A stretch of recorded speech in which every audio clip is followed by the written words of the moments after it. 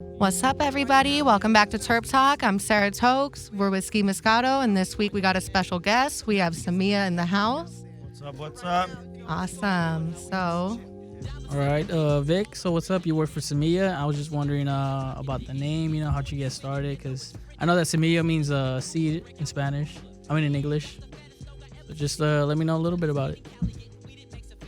Well, yeah, pretty much Semilla does mean seed, and we are in a predominantly Latin community, and we cater to them specifically, and we like to cater to all the other people as well, evenly, but we just like to make sure that we're involved in our community, and we want to always be able to give back to them the best we can. So being that we're part of the pre-ICO group, and a bunch of us are micro businesses, we are pretty much the seeds in LA, and we just decided to call ourselves the seed. Since Semilla is kind of synonymous with everybody as well, and we're just hoping we're going to grow to be a giant ass weed plant. So I love that. I love that. So, what did you do before cannabis? originally I was a paralegal, but I've been in cannabis since pretty much out of high school. Well, the 215 days were a little different than what it is now, so it was really easy to pick a niche and go about your way with it. So I decided to pick clones as a nursery, and we were very few, maybe I think 3 retailers in all of LA. So we were all doing pretty good, and we had a really good reputation. We were House of Clones. We ended up becoming best in all of SoCal, I'm pretty sure. We passed out a lot of genetics, and it was thanks to a lot of really cool people that are still in the industry doing really big things. So now that we're here, it's all homage to all those people giving us the benefit of the doubt and working with us and giving us an opportunity to end up here. And now we're at Semilla, partnered up with the gentleman here. Henry's the coolest guy. He's really passionate about making sure the business succeeds. So we always have constant pressure to make sure we're doing good for the community. Cool. That's awesome. So, when you started House of Clones, did you create your own genetics? Did you go pheno hunting? Like, what got you started with that? I was more on the business side. I wasn't too much on the actual genetics side. But the guys I trusted to make sure the genetics were strong enough to keep our reputation solid, they did a really good job previous to me getting in cannabis to pretty much collect and make genetics. Madman OG was created by a few really good friends of ours that are doing amazing things today.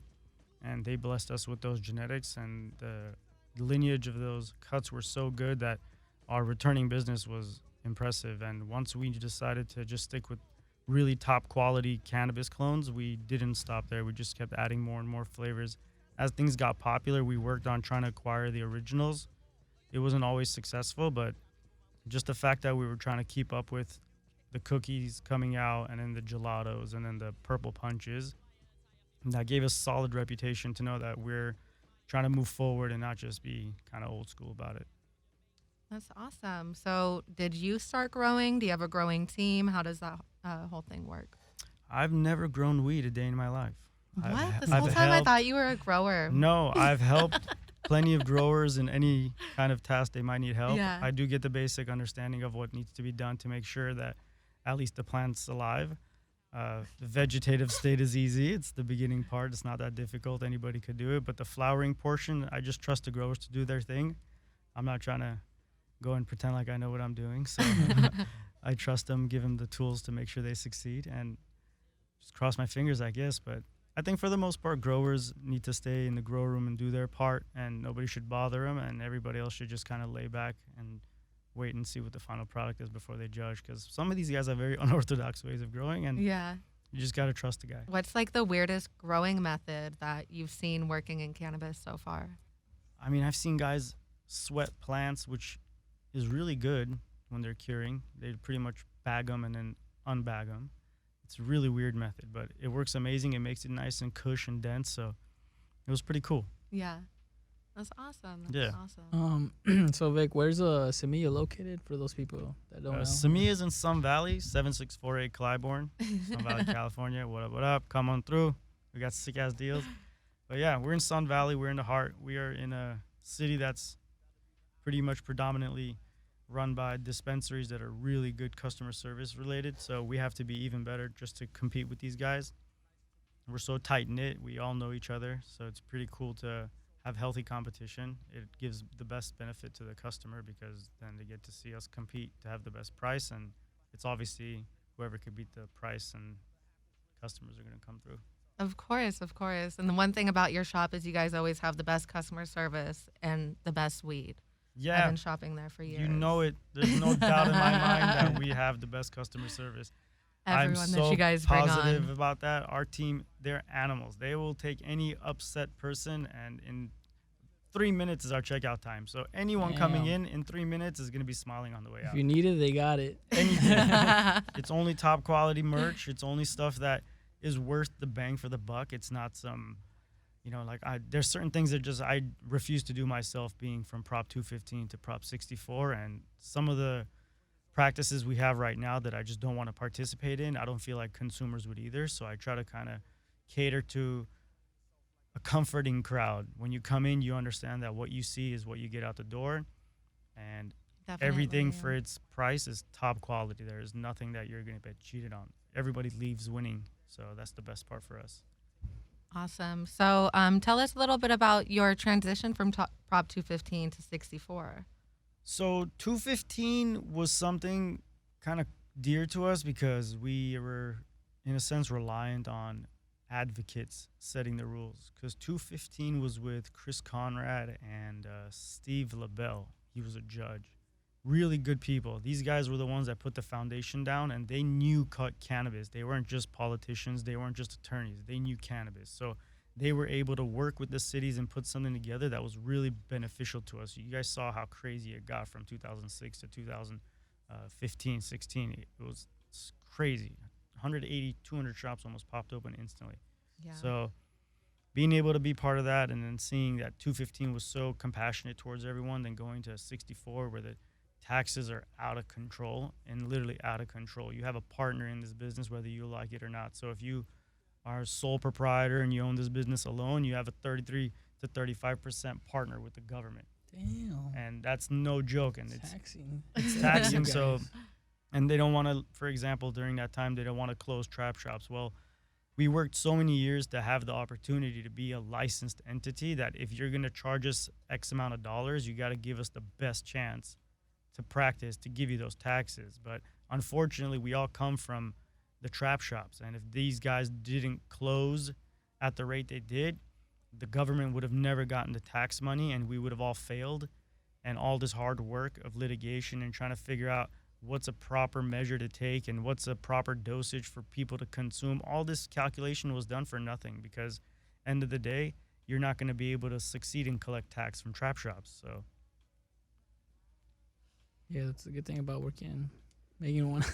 yeah, when you work legal, it's not fun because there's no rush to it. Now you succeeded. Okay, you did all the dirt you had to do. You did all the grimy work, for example. Some people moving packs, other people growing, other people putting pieces together, catering for these guys, whatever necessary to make the product move to get the money generated. Then at the end of the day, it's like, okay, you're doing this and you're kind of hiding from the law doing it. Yeah. So in a sense, it's like, I'm not hurting anybody. I'm just feeding a family, but it's because you guys gave us the opportunity to do this. You didn't think it would be at this rate, or you did. I'm sure you knew, but we're participating. And after that, then you go to regulation, then that whole thrill isn't there. Now it's like, okay, graduating college, having a degree, and now you actually got to go practice. So now it's on you to go make money and show it and give it to all these government agencies. And go learn metric. And then go learn metric. That you're just learning what they know, so you can explain to them what you're doing, and they don't have to try to decipher it. It's like, this is how you have to explain it, and that's it. Question. Yeah. Is it true that California has a security camera in every dispensary? So previous regulations stated that, yes, they wanted to have full access to your data. Well, what they do is they give us a certain window of time, more than other businesses, that we have to record that data on DVR just in case they want to take it. So standard DVRs are like 60, 30, 90. Yeah. Some of ours go twice, 3 times that in data recording if Oh, yeah, I'm necessary, so sure. that God forbid something were to happen year or two, you might be able to actually have, I'd say, 8, 9, maybe 10 months of data to go back to. That's so crazy. I remember during that whole transition from 215 to 64, and that whole scare was coming out, like, oh, the government's going to put cameras in the shop, and everyone's just like running out with the big baggies, like trying to. No, I don't think they'll be able to do that Yeah. right now because there's no idea who's really solid licensed or not. Even some of us are still giving our annual tax money and giving all the necessary payments to keep our business licenses alive. Sometimes things change, and until they have a concrete foundation of, okay, this is it. Phase 1, phase 2, phase 3 is all done. These are all the stores. These are all the grows, and that's the cap. Then they can regulate and say, okay, we have access to all these guys and put a camera, for example. But that's not going to change anything because the industry is legal now. So whatever we're going to do has to meet metric and has to meet testing. So as long as it does that, you're good to go. So if they want to see your entire staff dancing and having a blast at work because it's a great industry to be in, well, so be it, But it's not something you have to worry about as far as them seeing what you do, if it's an issue or not. So Vic, I have a question about the social media right now is blowing up, coronavirus. Right. How has that affected the business, or how, sales gone up, sales gone down, or is it the same, or? I feel like it's the same. What happened is we had a lot of customers come in and do bulk buying in a sense, but that's going to hold you out just the same as if you came day to day, let's just say, right? You just save because you're buying bulk. But if I were to smoke an eighth and it would take me 3 days and I buy 2/8, well, I'm pretty sure that guy's not coming for 6 days. You know what I'm saying? So it's kind of makes it the same. So in a couple days, yes, everybody had a really good influx because people were panicking, and then it kind of died down and became pretty regular. But the fact that it did blow up for a couple of days, let's just say, it did increase your visibility as a store. Right. Okay. Definitely. So, when it comes to cannabis and purchasing cannabis, do you feel that terpenes are like key factor, or do you believe in more of the indica sativa hybrid myth? Look, indica sativa hybrid, I have a feeling there's some science to it. I'm not the expert at that. I just understand the basics of it, just like everybody else. Indica makes you knock you out, sativa makes you energized, and hybrid somewhere in the middle. Well, okay. You're right, but certain people smoking sativa say they sleep. People smoking indica say they get energy. So does it affect us differently? The research isn't there right now, so I don't know what to tell you. But how do you feel? How do you feel about that? Like, do you have a preference, or you just just I give just me smoke it, indica. I'm just gonna get high? Yeah, I just smoke indica if I can. I'm not doing no sativa, no edibles. That thing gets me wired, and I'm not down with that. I'm trying to relax. But terpenes right now is number one in the industry. Bag appeal is what we'd call it in nose, obviously, right? So customers want nose, and you got to make sure you could produce. The display might not be as lush and smelling, but once you open that bag, if it doesn't kick you, then you're going to lose that customer because the competition is crazy right now. There's so many amazing companies putting out quality flower, whether they're sourcing it or they're growing it. Either way, it's fire. Yep. So the only thing they're doing is trying to compete with price. So I don't think it's going to be wise for any company to have cannabis that doesn't meet the criteria of bag appeal, which is really good nose and structure of buds. Obviously, your trim job has to be amazing because that just makes the product look so much more Take appealing. Take notes. There's so many brands out here that you're paying 60, 70 for an eighth, and you're like, how is this, like, Right. quality-wise? If you're paying that much for weed, you should have a nice trim job. Yeah, trimming makes the world of difference. I mean, people might think your stuff is greenhouse or outdoor if it's not trimmed right, so pay your trimmers. Give them what they want. Pay them per pound. Stop paying them per hour, or give them some bonuses per pound. This is coming from a past trimmer. I stopped in like 64 because I was trimming over at Universal Collective, and they were like, "Oh yeah, we're only gonna pay you like $12 an hour to trim, and if you trim a pound, you get like $50 bonus." Welcome to corporate America. And I was just like, "Skirt, I'm good." Like I left that shit so fast. It was not a vibe, but I miss the Prop 215 days. I love 215. 215 took care of so many families, people for generations in Humboldt that we are not really too familiar with down here in SoCal. At least majority of us pre-ICO individuals definitely are. Our entire livelihood depended on us having a connection up there to be able to cater to us down here. Oh, really? Every one of us had great advantages. The further up we had friends into the California Emerald Triangle. So once we got to that area where you have a connect, then you're good because you can get things passing all middlemen. You get direct grower experience, and man, that the profit margins on that were incredible if you had a store. If you didn't, it wasn't bad either. Yeah. But stores were having a great time. Damn. So like speaking back in the day, when you smoked your first like joint or first weed, like how did you? How did Man. you feel about it? Did you like just fell in love and just started smoking every day, or was No, it like not at all. No, it wasn't one of those pleasant ones. It was just paranoid one? You no, it was just yeah. I was kind of paranoid. I was really tripping out. I didn't know what was going down. I ended up laying on my friend's bed, just staring at the AC vent, and the AC vent had like one of those taluses that move when you know it's on. Yeah. Because it was really high. So I was just tripping on that red thing and thinking, man, am I that stoned, or is the ceiling over there that high? And I'm like, who would have reached up and grabbed that thing to know what's going on? It just didn't cross my mind. So I just stayed there, and they thought I was really messed up. So they brought me like water, and they're like, yo, just keep drinking the water. You'll be cool. But they were cool. They took care of me. So I didn't feel like I was in any danger or anything like that. But I just tripped out a little bit and didn't really like the experience. And I was a sophomore in high school. And if my brother or my dad found out, oh, Lord, I'd be hung the next day. They'd kick my ass. But besides that, it wasn't that amazing. And then the following day, I smoked again with them. And then it was kind of like just chilling with the dudes, smoking. I want to see why they get so high.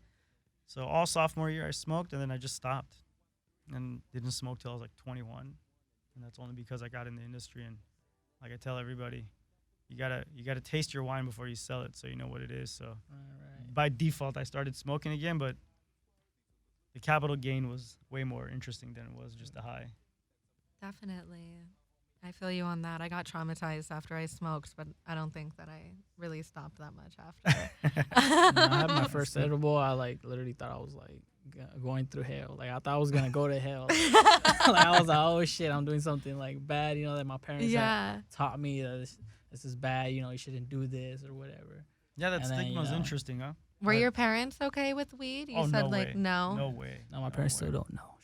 Oh my god. It's like, they ooh, know. Juan, I'm I telling think they you. know, but like I think they know, but we never like Talk never said about anything it. about it. Yeah. I mean, it's just as acceptable as cigarettes were back in the days when Marlboro and all that came out. So Prohibition was in the 20s, and now we have our own set of prohibition for our generation. Whether you get to live through it or participate is two different stories, because the participant is never going to have the same experience as the consumer, and the consumer unfortunately doesn't get to have the headaches of a participant. But besides that, I mean, everybody and their mom uses some kind of CBD product today, don't they? I mean, they got marketing out for it. So it's just a handful of us, I believe, that are kind of resisting this transition to how amazing this product really is, because the cannabis alone is going to be able to replace so many other materials we're using that are not beneficial to earth, and all this waste we're using will be eliminated by just having biodegradable cannabis products. So it'll be pretty dope.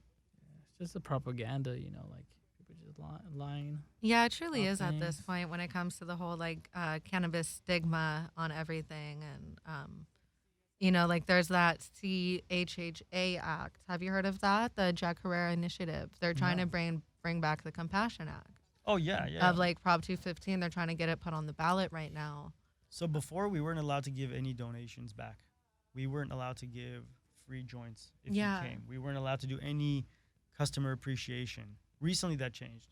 Now they have a setup where we do have the opportunity to give back completely, no tax, nothing. So now it's up to, I think, some software work to see if the companies are going to be able to adjust accordingly, because our softwares that we use cannot let you purchase more than your legal limit. Yeah. And they regulate a lot of different things like taxes and discounts. So if we talk to them and they are on board with the new Compassion Act, which I think is what you're talking about, then we'll be able to do much better on discounts.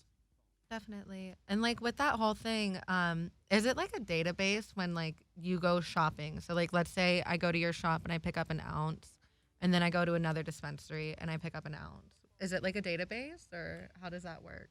It's personal to store, and it doesn't go anywhere. Oh, so we I don't can just, we don't like, push go the to- data. It's our data. There's no agency or government body that comes and takes our data.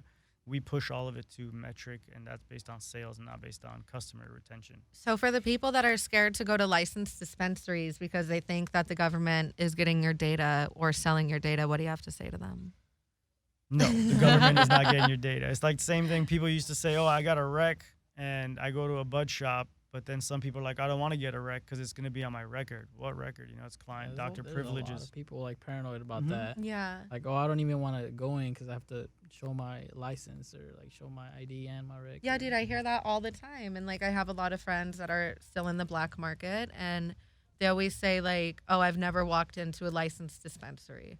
And I'm like, how can you be a part of the industry, especially for so long, and you've never walked into a licensed shop? Like, that's so surreal to me, to be like, you're a part of like the industry community, whatever. You have a brand, you're a vendor, and it's like, no, I've never been to a shop. You know, a lot of people have never been to a trap shop, and they come straight to a legal shop. But do they know? They have no idea what to do. There's so many new people. There's people that have never in their life purchased cannabis on the streets. And their first experience is straight to a legal store. That would be so overwhelming. Like, I started off like buying weed from my older brother, and I'm pretty sure like he would always jip me because he would give me like this itty bitty nug for like $20. Yeah, Like the smallest. Yeah, people back then would be like, here, the little baggies. You remember those little tiny little bags? Or like my weed would just go missing after I just bought it, and the house would smell like weed. And my brother would be like, "Nah, you smoked it." I'm like, you know what? You're probably right. Like. No, our house you could not smoke. Oh my God! If my parents found out my brother or I were smoking or anything to do with cannabis, I mean, I don't know. My dad probably kicked me out the house. Really? He was always pissed thinking my brother smoked weed when he did, and we'd never, rat on each other, just cover each other. But the problem is that it's not as bad as people make it out to be. So we're coming from a generation of youth that we know that, hey, it's just weed, it's not going to kill you. And we, as smokers, refuse to allow it to be a gateway to something else. Whether it is or isn't, we come back to weed. So, I don't know. Alcohol influences you more to do things. Yeah. And like, yeah. And the thing with cannabis, it's like it actually helps you like fight addiction when it comes to like recovering from opiate addiction or like other like hard drugs. It actually like levels you, keeps you balanced, and kind of like gets your mind right. Like, because it's mainly just like PTSD with those people, all like mental shit. I mean, cannabis is saving lives. It's straight up saving lives every single day. And FDA and all these other governing bodies, I don't know who authoritates everybody, but the fact that it's taking so long for us to find out cannabis's benefits is amazing to me, because coronavirus, we're finding things out about it on a daily basis, Yeah. But cannabis that could help prevent a lot of problems, we're taking forever to do some research on. I don't know what we're waiting for. It's only in the U.S. though. Like, as soon as you like go to Israel or go into other countries, like Israel's been researching cannabis for the past like 25 years. You know, like versus like the U.S. where we're still a Schedule I narcotic. I think. Right, and with all that research, yeah, we should be able to put out some really solid data, things that are going to be able to be sound and not questions of indica sativa hybrid and up or down or CBD THC. There's all these others. Delta 8, Delta 9, CBG, CBN, all these varieties of things that I'm learning every day that are coming out. And I'm no expert at any one of them, but I do know that it's so vast versus what we knew before that it's overwhelming to the point where you're like, now this is some serious science. This is not just everybody here saying, I have some indica, I have some sativa, I have some hybrid, it's a kush, it's a chronic, and pretty much that's it. Yeah, definitely. Yeah, there's like millions of strains, and like it's more creating. They're just creating more and more and more, and just. I remember back in the days, like a handful of strains. Your Blue Dream was your sativa, your Jack Herrera was your sativa. You had Maui Wowies, you had Bubba Kush. Like, where's Bubba Kush? Who sees Bubba Kush nowadays? No one sees Bubba. Can we please bring back Bubba, but like a pre-98 Bubba? That's like a strong indica. Everybody smoked Bubba, passed out, so we don't have Bubba. That'd be like the hardest indica to hit, But now we have a million strains and people doing all this pheno hunting and all this crossbreeding. It's amazing. We're going to be able to put out so much good stuff, and hunting seeds and doing the genetic swap is a difficult thing to do. I believe it's one of the hardest parts of cannabis after tissue culture, but I think whoever has the best genetics eventually is going to win, and that's going to be the end of the game, because you want consistency across the board. So if this individual is all the hype and putting out all the quality product, that's exactly where I want to be. I don't want to be competing with everybody in every category. Yeah. But is it, you think it would be tested more like scientifically or by people, like just by people's reaction or by their intuition? Everyone says, oh, I need to smoke more, I need to smoke less, right? I have a tolerance of this much, I have a tolerance of this little. I'm a low tolerant smoker in my opinion. She says she smokes blunts at a time. So compared to me and her just can't hang. I could take a few drags and I'll be fine, and she'd need the whole blunt. Okay, well, some people say the sativa affects them different than the indica. I don't know what to tell you. If everyone has their different feelings about it, I don't know if all the data in the world is going to be able to justify what this guy's feeling. And if they're not going to be, then pretty much, I don't know. I mean, science can say it's 100% indica is supposed to make you sleepy. Yeah. This guy's smoking it, running around and doing Like all laps. day. You know what I'm saying? Yeah, I work out when I get high. So I mean, I could get high and work out. There you go. So I've done it high and worked out, but I relax because I smoke indica only. I smoke XJ13, which is known as a sativa dominant, just strain in general, and I actually smoke that before bed because it hits me like an indica. See, that's Like that's probably the strangest thing. Even the Strabanati by 3C Farms, shout out 3C Farms, that shit smacks me like an indica. Like all these like super terpy, like limonene, guaran oil, those type of terps that are known for being like sativa dominant, those just make me pass out for whatever reason. Yeah, it's amazing. If they do come up with some science to really determine how it's supposed to affect you, Yeah. and it's not biased towards an individual, but it's just like alcohol, you know, you drink enough, you get wasted. So if they have a regulation like that, then yeah, I guess we'll figure it out. But in the meantime, just enjoy your pot, be safe about it, you know. Don't smoke too much. I'd Yeah, say. definitely. But like in other states, Don't eat too much. don't eat too Don't much. eat too much. Like let's not even get into edibles. But in other states like Nevada, Oregon, and I believe Washington, they test for terpenes in the cannabis. Do you think that would ever come from California testing? Everything will be the same across the board once federally it goes different. Once federal is approved, the whole system will change. How do you feel about federal legalization? I'm not against any kind of legalization. Obviously, I'm participating in a legal business, and all the facilities I work with are legal. So I'm for it because it's as if I worked all these years in the black market or Prop 215 days to give up and say, oh, you changed the Prop to 215 to 64. I'm never going to do cannabis again. No, that's not the case. You're throwing this hurdle in front of us. Whoever succeeds, succeeds. Whoever doesn't, hopefully you find another opportunity somewhere because LA regulates and sets all the trends, all the price points. The entire world looks at Los Angeles and its cannabis to see what we're doing. Even in Amsterdam, where cannabis was around before us, these guys are having menus on their board that says Cali Kush. Really? And it's literally Cali weed. And they literally have a separate menu for Cali weed. And that's thanks to the guys here like Cookies and Kings and Fidel's, let's just say, the homie. Yeah. All these guys doing really amazing things, having great product to push out and get it to the hands of the masses with their genetics. So seeds and clones, all that stuff do transfer. Yeah, I think that Cookies opened up in Israel as well, like Yep. last year. That was, yeah, they opened up in Israel. That's super crazy. Yeah, Like- shout out to Serge. He's the grower there. He's amazing. That guy puts down some amazing work. That's interesting. But You're yeah, like, let's not let that happen right now. That's dope, though. Was there any other brands that like you were affiliated with, like besides Semilla, when it comes to growing? Like, how tight is that little circle of cultivators?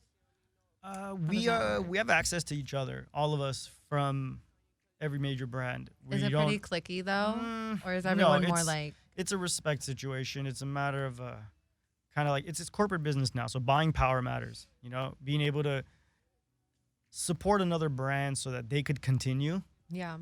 is a big thing. Being able to work together to make sure we all survive is a big thing. And we all come from the compassion times, so it does work. I've had numerous conversations with other owners and brands on how we can help each other make the brand and the store popular. And it's always about sitting down and making sure it works for everybody. The transparency is being practiced fairly well when it comes to making deals, just so people don't kind of get out of line and say, oh, that's not my plan, you know, that's not what I signed up for. But I think for the most part, everybody's working together to push brands. I mean, Jefe was a great brand, still is a great brand. We work with them. They had the pods like Bloom and Moxie and a few other brands. And then Jeter's is a really good brand that we started with as soon as we could. They were an amazing product. They have really good cannabis in their joints. And then Heavy Hitters supports us really heavy. With Heavy Hitters, I saw that they just came out with some weed. Yeah. Do they cultivate their own weed or do they source it? Heavy Hitters, I believe at the moment might be sourcing the weed, but I'm sure they're working on cultivating. They're really smart when it comes to doing the business over there. Yeah, there's some OGs. Yeah, they're the like- first individual to put distillate in a cart. Heavy Hitters started this whole thing. I don't know about that. Yeah. Eureka.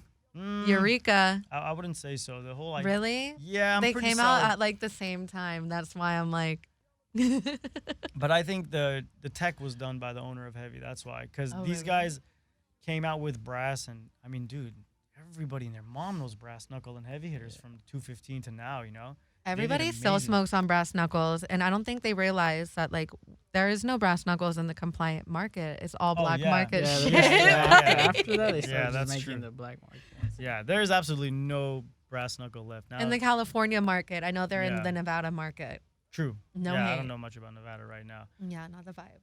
Nevada's an interesting situation. Stop buying brass knuckles in Cali, you guys. Yeah, it's not good for you. It's got Stop that. buying counterfeit cards, please, and KRTs. Oh, It's okay. In time, that'll pass too. It's like we're here for you guys.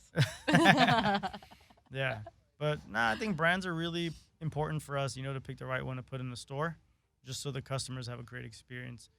Most of our brands become friends of ours because we really have to rely on each other to make the smooth transition from deliveries and payments and all that stuff. That's how we met.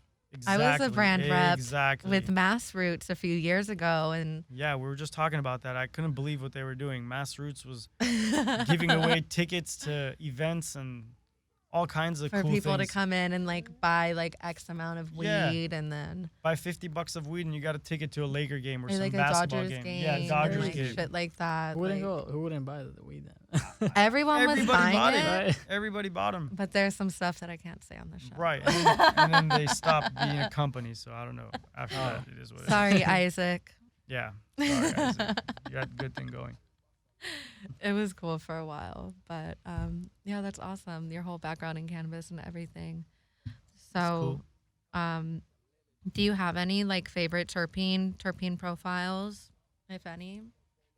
I don't Are you know them by into the terp? scientific names, but I have been to the Weed Maps Museum 1,000 times when it was open, and we did get to smell some of the terpenes. And I've smelled terpenes, but terpenes in a jar smell way different than when you add it to the product. Definitely. So, but with cannabis, anything with a good sweet nose, I like it. I like the fruity, easy stuff. I don't like the too hard indicas. I like to enjoy it and just taste different varieties, I guess. But the punches are something I really like. Girl Scout cookies are really good. Sativas, I love all the smells. I'm just not gonna smoke them. Really? I'm just not gonna smoke it. Do you do a dab as well? Flour, Nope. everything, or just You don't strictly, dab. You just strictly flour? Carts and flour, yeah. Carts and- Carts when I have to, but flour if I don't. I like flour. Why not dab? They I have dabbed. It's not that I don't like it. It's just too much. And honestly, the biggest concern I had was all this regulation and all the changes that are happening. I'm not trying to be missing deadlines and being stoned and just chilling. You know what I'm saying? Like, I'm really not trying to be that guy right now. There needs to be some civilized individuals, so to say, and make sure we get things done because these licenses are not a joke. They're worth a lot of money, and you don't want to have issues with it. So you got to make sure you practice good business practices to have the state and the city support you and keep your doors open. That was like the best answer for that. Like you're so responsible, such a responsible business owner right here. We got to be, right? We got to you, keep the you doors have to open. set a good example for the community, other people that are trying to get into the cannabis community. Be more like Vic. Hell yeah. If we have compassion and we work together, it'll blow up. And that's the thing about this industry is like the past few years, it really has been lacking the compassion since the whole 64. A lot of people aren't really supporting each other, collaborating, doing anything like that. And it's just like making magic like what we're doing right now is kind of like where the industry should be at moving forward. I think you guys can't blame the stores. The stores are I mean, suffering. It's not so much the stores. It's more of like other brands and so-called like influencers. That's like that. That's what I mean. Like the market is gonna give us a lot of challenges right now. Why? Because since 64, everybody was giving away free joints, free eighths, this, that, hooking people up. 5 grams for 40. 5 for 40. 7 grams for 50. Right. But now imagine if you had to take 34.5% of that same dollar amount and give it to the government. What's that guy left with? You just took away all of his money, and he's left with less than what the government's getting. So is it really like a full 34% tax? Right. So we have to pay 27% up front when we buy the product. Damn. So let's hypothetically say we bought some item for $10 each. That's $12.70 to me. I'm gonna have to be able to do the math to get myself some profit and sell it for, let's say, a $20 item. Yeah. So imagine the margins you're working with. That's why when we try to explain to other markets that, you might be doing great in other states or other cities, anything out of LA, but LA is such a tough market to get into that if you make it in LA and you become a name, you're going to succeed. But if you can't meet the criteria of the budget that people are shopping in, and you're thinking, for example, someone's going to buy your $90 1-gram cart or your $100 eighth of weed, Right. certain communities just aren't going to do it. You know what I'm saying? They're Yeah, just, definitely. and that's you're not going to put Louis Vuitton on, I don't know, freaking Glen Oaks and Glendale. Like, you're just not going to do it right now. It's just not the place for you. You're not going to take it, put it in a swap meet. So you can't expect the same money everywhere. So that's why you have to be strategic with what you put in your store. And I think that's all based on you doing research of your demographic and average yearly income in your area. Yeah. You're And right if you don't do that, then you're just shooting in the dark, because if the average guy there makes 60 grand Yeah. and you're trying to sell him $100 stuff, he probably doesn't want to buy it. Yeah, low key, I don't Yeah. really like go to license shops. Like, I'll be honest. I just it's There's cheaper still trap somewhere shops else. that are open. Yeah. It's just cheaper somewhere else. It's like, that's what people get. And then there's 10% tax for the state and 9.5% for the city. On top of excise. Yeah. That's how it comes to 34, because it's Yeah. a 15 excise, right? 15 is now 17, which is in fact Oh my 27 gosh. if you're doing it at cost. But That yeah. explains why I've been spending so much on weed Right. lately. Like, A lot of stores aren't making money. yeah, they're barely lot. breaking even, and that's the A part lot. that sucks A about lot. it. We were there. We've been there. We know how it is. We barely broke even, and now we're trying to progress and do more marketing and get more people in there. So really, we're not making money to say that, man, these guys have a weed store, they're caking it. No, highly unlikely. This is regular business. Brands are killing it. They're trying to dictate the market. It's not always going to work, but occasionally it does. And you got to hop on that bandwagon and start marketing really hard, trying to get people in that door, trying to give them the best deal. Just like back in the days, you go to the guy that hooks you up the fattest. Exactly. You don't sit there and worry about, do I got to drive all the way 2 cities away? Yeah, why? He hooks me up fat. I like hooking up with that guy and telling him that, yo, my other homie wants some. Can you give me more? He'll be like, hell yeah. Then you hook up with the dude and you're like, yo, so every time my friends come, you're going to kick me down some weed or whatever. You finesse your weed out of it. But And that's how you get referrals, everybody. there you go. We got a sick point system that we do, and they get a certain amount of points back for every purchase they make. They can technically walk away with hundreds of dollars of free merch on a monthly basis if Oh, they're really? regular. We're one of the few people that have a give back program. Do you guys have an app or a little card? You just come, put your phone number in, make a purchase, and after your first purchase, you get anywhere from half to a point per dollar, and that equates to a lot of money end of the month. So during coronavirus, I've had guys that had $200-300 worth of points that they didn't know about, What? That's so Damn. crazy. and then they can. And use what it. can you do with the points? You just Shop. get like It's flour, With anything credit? you want like in the cannabis store. products. Anything you want in the store. Oh, so it's like a give back. It's It's a credit. complete give back. That's awesome. Yeah, and we do that specifically because, so think about that. We have a 5 to 10% loss on that. Every day we do 10% discount on a various item. Munchie Monday, Thirsty Tuesday, Wax Wednesday. Each day we have a You do 10% edibles, discount, right? everything, yeah. So technically every month and every single day we're giving 20% back by choice to make sure that, and our prices are competitive. Yeah, you have like the best prices. Right. So if I have the prices and I'm giving you 20% pretty much off on a daily basis, that doesn't leave me with much. You Yeah. know what I'm saying? But what it leaves is you having a really good experience, not feeling cheated or you paid too much for weed, leaving the facility thinking, damn, if I need more, I know where I'm going to go. But as long as you're going to come pay, let's say $60 an eighth, which isn't pretty common anymore, but it's becoming more and more. If you're going to pay $60 an eighth every day, some people smoke an eighth a day. I just paid $75 for an eighth the other day. Is it I worth didn't it? even. The most I pay is like 25. For an There's eighth. some He Yeah, said, "Is trapping it worth it it?" up. I'm.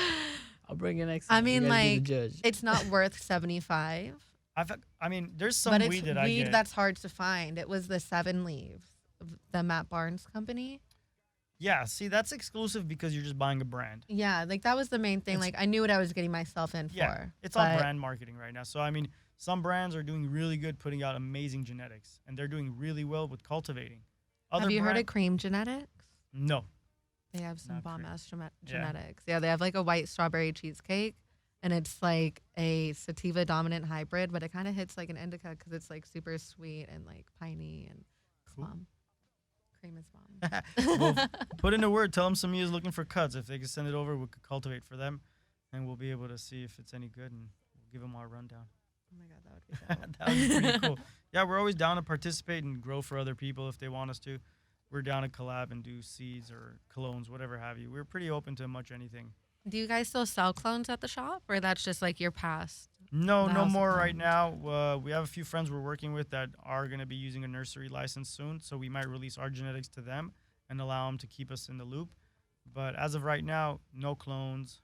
We just do our own cultivation over there on site, and we just produce for ourselves right now. When you guys had that, what I think it was the blueberry pancakes, Yeah. was that a strain that you guys made yourself, or did you guys? No, we hunt don't. that? We don't hunt or we don't make anything. We just pretty much consult with people that have good genetics and see if they have something that we can partly use and put in our room. Once we get something that we like, we have to dial it in first.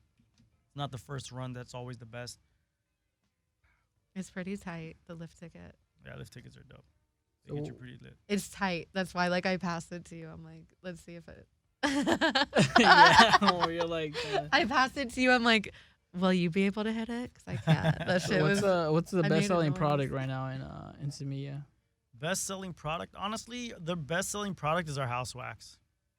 Our house wax is 20 a gram. It's beautiful yellow. And who makes your house wax? We commission different people. Okay. So our whole goal with the house wax isn't to make money. Our profit margin's like slim to none on that. Last time it was Flav. Flav, yes, we had Flav. We've had House. We consulted with Goodleaf recently, a company that just does extractions, and we're going to be talking to everybody and anybody, just trying to get the price to where we need it to maybe see some profit. Because Yeah. as of right now, that only thing we're doing with that is making sure we try to keep it in stock for dabbers that just want to come get quality product at a reasonable rate and, you know, not have to pay 40, 50 bucks a gram. Yeah, I like your house wax. It's great product. We have such great relationships that I'm amazed we're able to do it at that rate. Yeah. We have such good relationship. I mean, people sell that to us at that Because rate. it's 20 with tax. Yeah. For a full gram, guys. That's pretty like good. that's That's a good deal. That's pretty an good. amazing It's like deal. super bomb, and That's it's an like amazing deal. I'm not even gonna lie. That's an amazing deal, dude. You get 20 bucks a gram for shatter, and it's gold, stable. Oh Yeah. my God, you're gonna have a blast with that thing. You can buy a gram as if it was a dub of weed back in the day. exactly. And We- like the best part about it, I always hit it with like my nectar collector, so There I'll you take go. it on the go. I'll pack it in like the Carta or whatever I have for the day. Yeah, it's amazing. I love it. I love the fact that we can provide something like that and have people come in and just, I mean, I can't say enough about that wax deal. We have been so blessed with that deal, honestly. We just decided to just blast off with that, and we've been killing it ever since. And we're just going to keep that deal going no matter what. Even if the price on our wholesale goes up, we're still going to respect that price and keep it for people. And that's just something we do for the community, and that's pretty much part of our success, too, because no matter how it affects us on the back end, we don't adjust that price for the consumer. Oh, really? Yeah, we take the loss if it goes up. If it goes down, well, we're blessed. You know, we get to Yeah. make some money on it. But if it goes up, I hardly adjust it. How about with all your flour as well? Because I know the main flour brand you carry is like what? Crew. Heavy Crew. Hitters. Heavy Hitters, Crew is the two main flower companies I carry. I also carry 818 Genetics. Shout out to those guys at HCMA. Really cool cats. We also carry Loud Pack. I like Loud Pack's flower. Awesome Dope is really cool. The lime. Everything we do is Oh, pretty you have dope. the lime. Right. How do you like it? It's cool. I mean, I actually did smoke some of it. I know they're a newer brand, right? Yeah. It's smalls, so it's just for people that are pretty much going to roll it and not worried about having big nugs. I like lime. Lime is pretty dope weed. Do you have their pre rolls? I know they do like the itty bitty little. No, I do blends. not. I just have the grams and The itty eighths. bitty little house. They do like Like baby jeeters. yeah, Oh, like this not tiny? like the 0.2s. They somehow roll up like mini blends with 2 grams. Sick. Yeah, so there's like little mini blends, just, but like, it's little like fat. packed with like 2 grams of flour. Gotta Like check that out. I saw them at HCMA actually. Like Andrea showed them to me. They have good stuff over there. That's So, pretty Vic, dope. Yeah. What would you recommend to like the entrepreneur, the starting entrepreneur, somebody that wants to get in, somebody that has like nothing or like doesn't really know much but wants to get into the business, or what do you think would be advice? Or is That's it- funny. is there- I talk to a lot of people for some reason about this, and recently a lot more than I'm used to, and the answer is always the same. My only advice being on the purchasing end of product and placing it for consumers and seeing their reaction, having a day-to-day interaction with my staff, and us being able to understand whether product works or doesn't work. I'd say everyone's prime focus right now should be to make a brand and to make that brand big.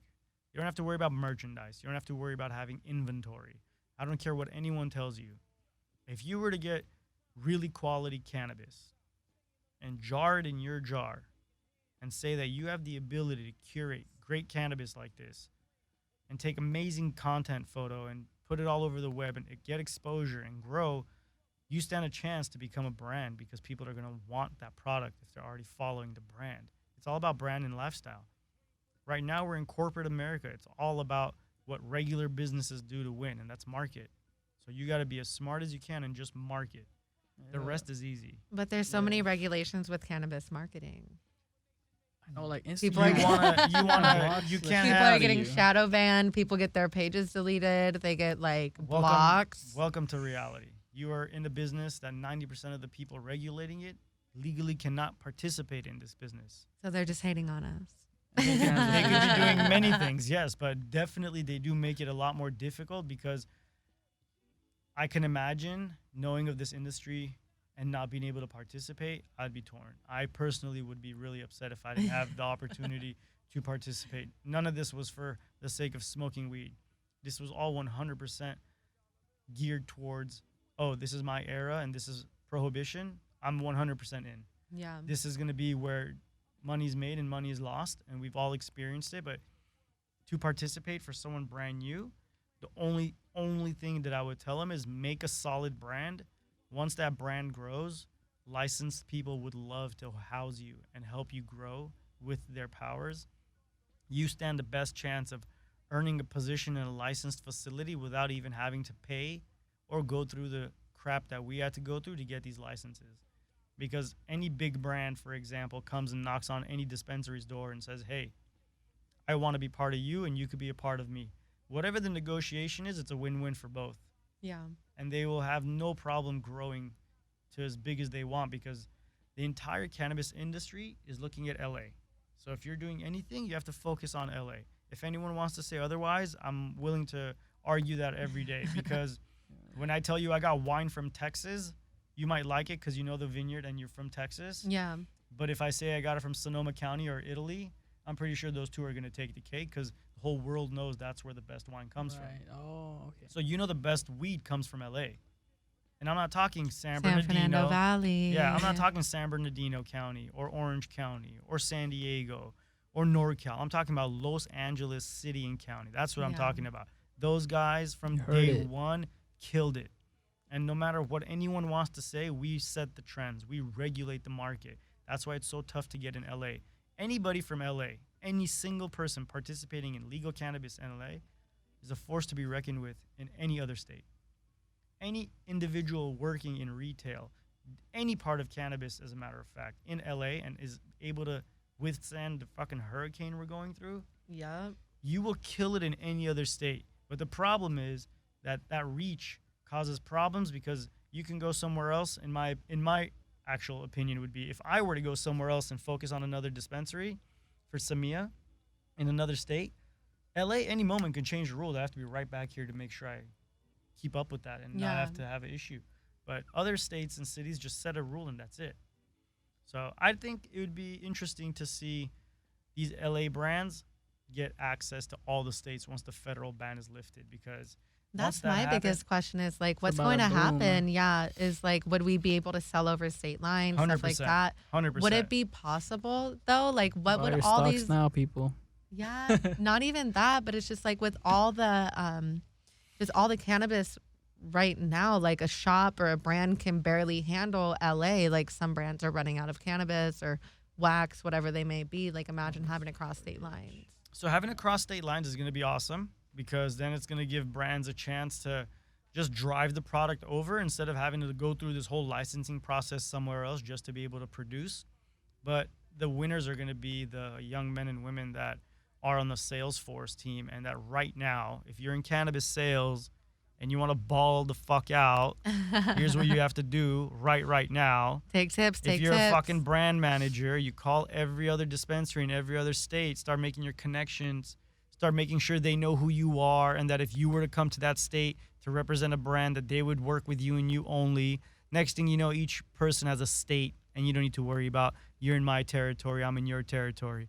So you go take over states. Obviously, the first orders are going to be the easiest ones because everybody's going to want to try some great LA brand. Yeah. And then you hop state to state, sacrifice a little bit of time. Your life is going to be on pause. But next thing you know, you're fucking caking it because you have a whole state as your region. And that brand is going to bless you because you're taking care of so much overhead that they don't have to worry about. So you give back to these brands and you go state to state. You know how much money you guys can make? I know the percentages most of these guys and girls get when they come and try to sell us product. And I got to say, man, it's tough, but some of these guys kill it. All the ones I deal with, I see them, they hustle, they kill it. We got a few guys that are animals at what they do just because they're such good humans. We just always love working with them no matter what. Yeah.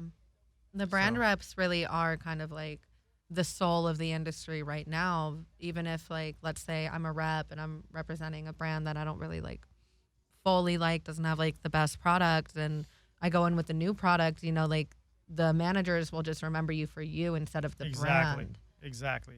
So yeah, there's not a single brand I work with that I don't like their reps. I love all their reps. I treat them like they're one of my staff or my friends. Some of them are my friends now. We've become great friends with multiple people through this, and it's a blessing. It gives you a chance to really see like-minded people working together, encouraging each other, helping each other work out deals so that it's beneficial for both. You know what I'm saying? But before it was like, here it is, here's my price, take it or leave it.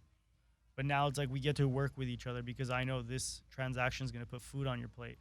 And my goal is to give you as much as I can without hurting myself. And from your goal, you have to give me the best deal you can without hurting yourself. And it's an easy balance. When that happens, you get prices like you do at Semilla. Everything makes sense. Everything literally makes sense. We literally adjusted our entire menu and everything we have so that it does match trap shop prices. And it literally is tax included.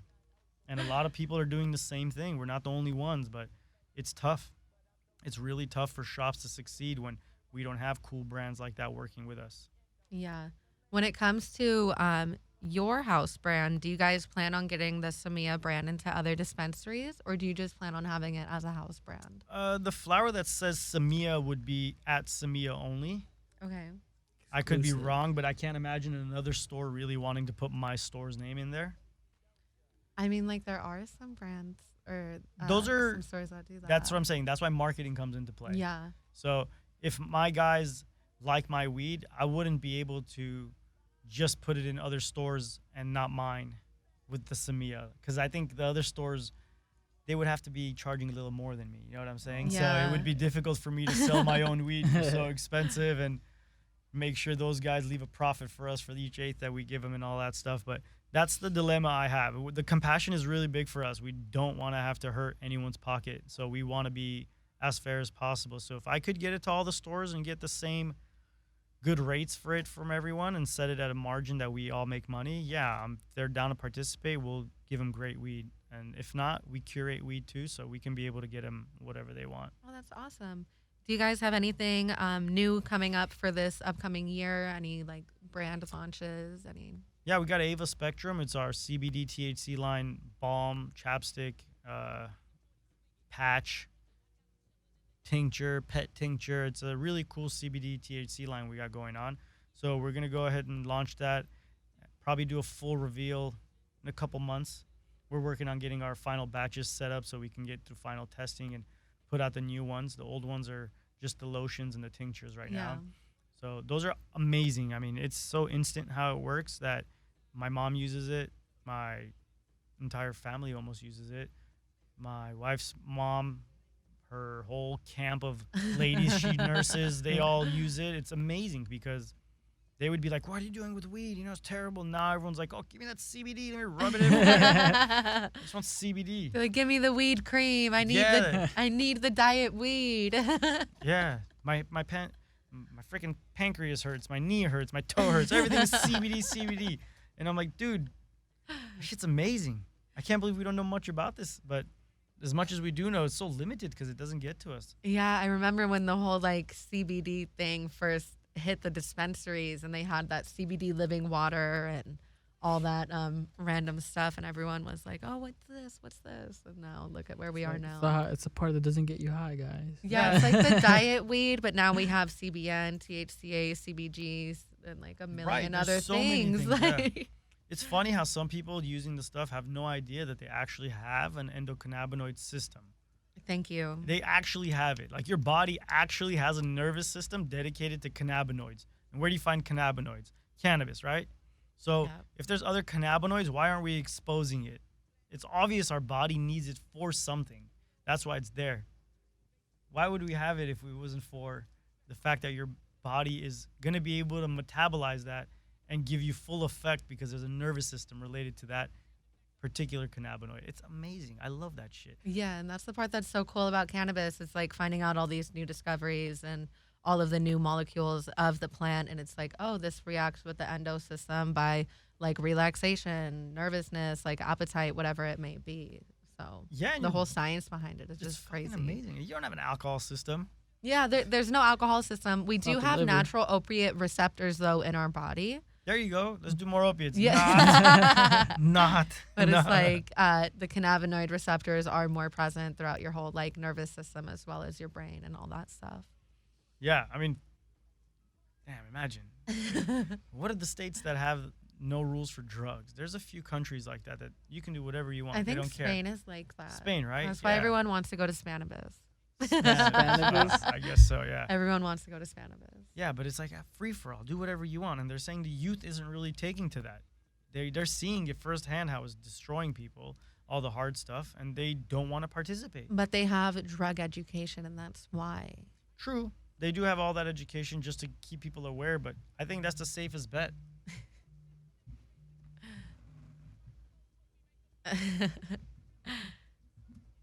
Yeah, but with the whole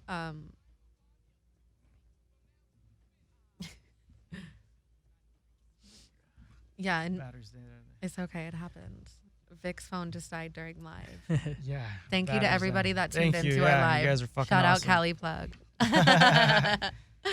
But That's yeah, cool. that's the only thing with other states when it comes to the whole like drugs. Like they actually educate people on like what they do to your body, unlike the U.S. where like they just prescribe us opiates. You think that in Cali, they're going to eventually give everybody a pass on all that stuff too? I think eventually we will. California has always been the forefront for kind of like starting a movement. We were one of the first states in the U.S. to legalize marijuana medically. We were the first state in the U.S. even before Prop 215. We did not like give tickets or like we didn't fine people for cannabis use. You know, like back in like 1930 when this whole like reefer madness thing was coming to an end. Like California has always been on the forefront of like, you know, legalization, being the first one to do things. So maybe I can see them just going ahead and just doing a free for all. Because I know they're legalizing mushrooms up north in San Francisco. They did that. No way. Recent. Yeah, over in Oakland. Right. They legalized magic mushrooms. I think that might be the next wave. That should be the next wave. My thing is, I would love to see a cannabis mushroom hybrid, like whether it be an edible or like those the caps, you know, like the THC little pills. Right. Do something like that, so where it's like half THC and half like the magic mushrooms, and just see how that would work. Because people do microdosing. Yeah, for microdosing mental- is really popular now. Yeah, especially when it comes to like people's mental health and like trying to like get them aligned. A lot of people just microdose. Yeah, I haven't messed with mushrooms in a very long time. So I can't say I'm one of the current users of mushrooms, but I'm seeing it as a opportunity to potentially jump in on it if the opportunity presents itself. We have a few friends working on actually cultivating some right now, and our goal is to see if we can produce quality Yeah, consistently. like mushrooms. Right. So if What's we like the can- whole legalization process on that? That's my biggest thing. It's like, do you need a license to grow mushrooms like you do weed? No.